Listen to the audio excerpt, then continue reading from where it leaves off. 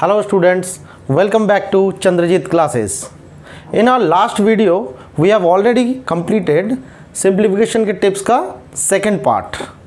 There we have already done squares of 2-digit numbers and squares of 3-digit numbers. That you can check it from playlist. उन videos के link को मैंने already description box में share किया हुआ है, वहाँ से भी देख सकते हैं. Right, today we will start our next topic that is squares of 4-digit numbers. तो अभी तक हम लोगों ने स्क्वायर्स ऑफ 2-digit नंबर सीख लिया है, स्क्वायर्स ऑफ 3-digit नंबर्स सीख लिया है. अब हम करेंगे squares of 4-digit numbers and even आगे हम ये भी सीखेंगे कि अगर 4 डिजिट से ज़्यादा डिजिट्स हुए, सपोज 5 डिजिट्स और 6 डिजिट्स, तो आप कैसे इसे फाइंड आउट कर सकते हैं. आज का जो मेथड होगा that is actually called diagonal method और you can say digital method also. Okay, इसे डिजिटल मेथड भी बोला जाता है. लेकिन देख लेते हैं एक्चुअली में ये मेथड क्या है और हमने अभी तक ये मेथड अप्लाई क्यों नहीं किया, मैं इसके बारे में भी आपको बता दूंगा अभी. ओके, जब तक पहले हम ये स्टार्ट कर लेते हैं. See, we have a number that is 2244 का स्क्वायर. दैट मीन्स कि ये 4 डिजिट है और 4 डिजिट का स्क्वायर हमें फाइंड आउट करना है. अब हमें करना कैसे है, आप ध्यान से देखिए. हमने क्या लिखना है, इसे लिख लेना है 2244, इस तरीके से लिख लिया. और यहाँ पे भी हमने ठीक इसी तरीके से लिख लेना है 2244, यानी कि रो और कॉलम वाइज हमें इसे बना लेना है. ओके, उसके बाद आप लोग इसे एक बॉक्स में दिखा दे, आई मीन शो कर दे एक बॉक्स में. वो कैसे, like this, like this.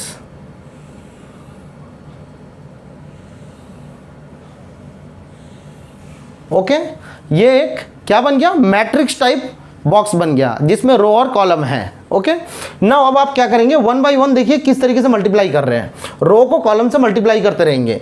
That is 2 2 4. इसे लिखेंगे कैसे ये भी देख लीजिए. 4 है सिंगल डिजिट, हमें लिखना है ऑलवेज डबल डिजिट. कितना लिखना, डबल डिजिट. तो अगर 4 आपके पास आता है उसे मैं डबल डिजिट में कैसे बता सकता हूं, 04 लिख के. So that means it comes 04 because 2 2 4, 4 comes 04. Okay, next 2 2 again 4, तो इसको भी हम लोग लिख सकते हैं 04. नेक्स्ट 2 4 8, तो इसे लिख सकते हैं 08. नेक्स्ट 2 4 8, अगेन इसको लिख सकते हैं 08. तो फर्स्ट रो से सारे कॉलम्स को हमने मल्टीप्लाई कर लिया. ओके, और 2 डिजिट में हमने इसे लिख लिया. अब सेकंड वाले से भी ठीक इसी तरीके से करेंगे. That is 2 2 4, so it comes 04. Next 2 2 4, again it comes 04. Next 2 4 8, so it comes 08. next 2 4 8, it comes 08. Same 4 के साथ भी करेंगे, यानी थर्ड वाले केस के साथ भी करेंगे. 4 2 8, so it comes 08. Again 4 2 8, it comes 08. Again 4 4 16, this time it is 16. तो 16 को कैसे लिखेंगे हम लोग, हम ऐसे लिख सकते हैं 16 को. अगेन 4 4 16, तो इसे लिख सकते हैं 1 और 6. गॉट इट, 2 डिजिट्स को लिखना है हमें. अब अगेन ये वाला 4 बचा हुआ है, इसको भी कर दीजिए जल्दी से. 4 2 8, दैट कम्स 08. 4 2 8, that comes 08. 4 4 16, तो ये आ जाएगा 1 और 6. 4 4 16, लास्ट वाले भी आ जाएगा 1 और 6. ये टेबल बन गई. बस अब आप टोटल कर दीजिए और आपका आंसर आ गया. देखिए टोटलिंग कैसे करते हैं हम लोग. टोटलिंग को करेंगे किस तरीके से, इक्वल टू का मैंने निशान लगाया. हम लास्ट से शुरू करेंगे. यहाँ पे सबसे पहले क्या लिखा हुआ है, 6 लिखा हुआ है, तो सबसे पहले हम इस वाले 6 को लेंगे. सो लास्ट से लेंगे, तो ये आ गया पहला 6, so it come 6. Then 6 1 6, total कितना होता है 13. सो 13 का आप लोग लिख लेंगे 3, ओनली सिंगल डिजिट लिखना है और आगे उसे कैरी फॉरवर्ड कर देना है बचे हुए पार्ट को. सो 13 का लिख लिया 3, बचा कितना 1. अब 1 इस वाले में आप ऐड ऑन कर दे, यानी 8 और 1 9, 9 और 1 10, 10 और 6 16, 16 और 1 17, 17 और 8 25, 25 का आ गया 5, रह गया कितना 2, उसे कैरी फॉरवर्ड कर दे अगले में. सो 8 8 8 8 मीन्स 32, 32 और पहले कितना था 2, तो 32 और 2 कितना हो गया 34 प्लस 1 35, तो ये भी बन गया आपके पास 35. 35 का आ गया 5. नाउ कम्स 3 फॉरवर्ड हो जाएगा, आई मीन कैरी फॉरवर्ड हो जाएगा। सो 8 और 3 11, 11 और 4 15, 15 और 8 कितना होता है 23, 23 का आ गया 3, अब कितना बचा 2। सो 2 कहाँ आ जाएगा 4 और 4 8, 8 प्लस 2 10, दैट मीन्स कि 10 का आ जाएगा 0, बचा कितना 1। सो 1 और 4 5, तो ये भी कंप्लीट हो गया और यहाँ तो 0 लिखा हुआ, ये ऑलरेडी कंप्लीटेड है।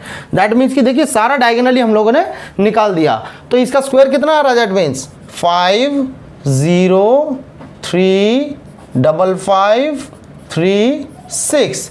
देखिए आपको ये लग रहा होगा कि बड़ा लंबा प्रोसेस है, एक्चुअली ये लंबा प्रोसेस नहीं है। जब आप इसे करते करते सेवी हो जाएंगे, आपको बहुत अच्छे से आ जाएगा, स्पीड बन जाएगी, तो देखिएगा ये सवाल कितना इजीली आप लोग फाइंड आउट कर सकते हैं। वन मोर थिंग, आप सोचिए ये 4 डिजिट का है, अगर सपोज कर लीजिए 5 डिजिट का स्क्वायर आ जाता है, 6 डिजिट का स्क्वायर आ जाता है, तब क्या करेंगे, तब यही मेथड एक्चुअली आपको हेल्प करेगा और बहुत इजीली फाइंड आउट करवा देगा।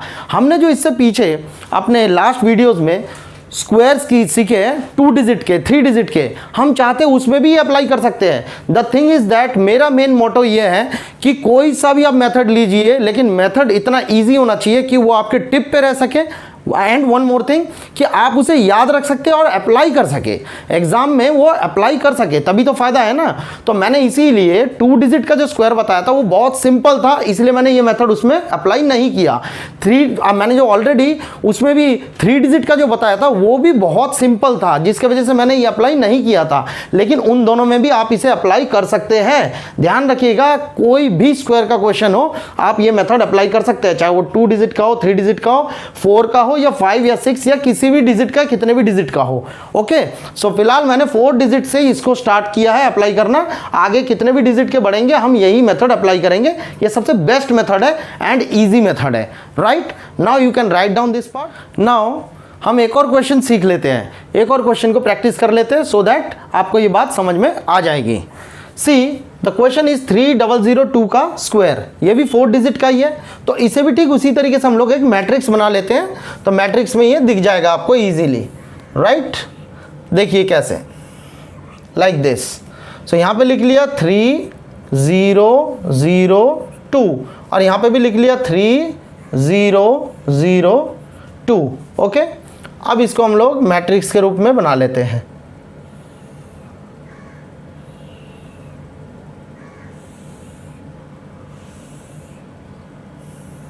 like this. Okay, now same procedure, 3 3 9, so it comes 0 9, क्योंकि हमें 2 डिजिट्स में इसे लिखना होता है। 3 0 0, तो यहाँ पे क्या आ जाएगा 0, यहाँ पे भी आ जाएगा 0, पेयर में लिखना है ना। Again 3 0 0, so that comes 0 and 0, now it comes 3 2 6, so that comes 0 6। Same 0 से करिए इसको भी, अब 0 से किसी भी नंबर को मल्टीप्लाई करेंगे तो सारा 0 ही आएगा, दैट मीन 0 से ये चारों के चारों आंसर क्या आएंगे 0 ही आएंगे। तो मैं इसे डायरेक्ट पुटअप कर दे रहा हूँ, यानी डायरेक्ट नोट डाउन कर दे रहा हूँ, 0 0 अगेन 0 0 अगेन 0 0 आएगा। अगेन 0 से इन चारों नंबरों को मल्टीप्लाई करना है, इसमें भी वही आएगा, तो 0 0 अगेन 0 0 अगेन 0 0 अगेन 0 0 आ गया। अब है 2 से मल्टीप्लाई करना, सो 2 से कीजिए, 2 3 6, so that comes 0 6, 2 into 0 0, that comes 0 0, 2 into 0 again 0, that comes 0 0, 2 2 4, सो 0 4। बस ये बात बन गई। अब आपको पता है क्या करना है, लास्ट से शुरू कीजिएगा। यहाँ पे कितना लिखा हुआ है 4, तो यहाँ पे लिख लिया 4, देन तीनों ही 0 है, तो यहाँ पे कितना आ जाएगा 0, देन अगेन 0 है तो आएगा 0, देन यहाँ पे 6 और यहाँ पे 6, कितना हो गया 6 और 6 12, 12 का आ गया 2, कैरी फॉरवर्ड कितना होगा 1। सो यहाँ पे तो ये सारा 0 है, 0 में 1 ऐड किया तो 1, again 0, hair 9, here it is 9 and last one is 0, so 0 लिखने की जरूरत तो है नहीं। so that means कि this is the answer, that means square of 3002 is 9012004। okay, got it?